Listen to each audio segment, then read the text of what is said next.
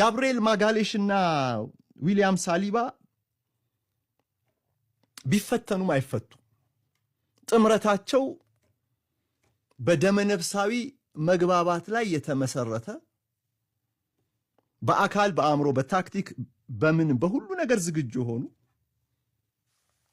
የፕሪሚየር ሊጉ ምርጥ የመሃል ተከላካይ ጥምረቶች ናቸው። ጋብሪኤል ማጋሌሽ ትላንት አጀማመሩ ላይ እንከኖች ነበሩበት።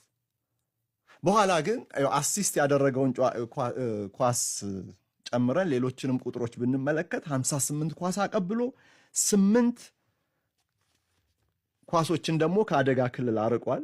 6 ኳሶችን የአየር ላይ ኳሶችን ደግሞ አሸንፏል። ኤሪያል ዱዌልስ ላይ ማለት ነው። እና ይሄ ተከላካይ መስመር ወይም የአርሰናል መከላከል በአጠቃላይ በፕሪሚየር ሊጉ ላይ በተከታታይ ኦን ታርጌት ኢላማውን የጠበቀ የጎል ሙከራ ሳይሞከርበት ያጠናቀቀው ጨዋታ ነው የትላንቱ የክራቨን ኮቴጅ ግጥሚያ።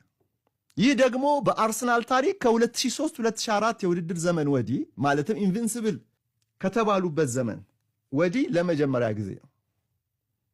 ተጋጣሚ እንኳን ጎል ሊያስቆጥርበት ጥራት ያለው የጎል ሙከራ እንኳን መሞከር ይቸገራል።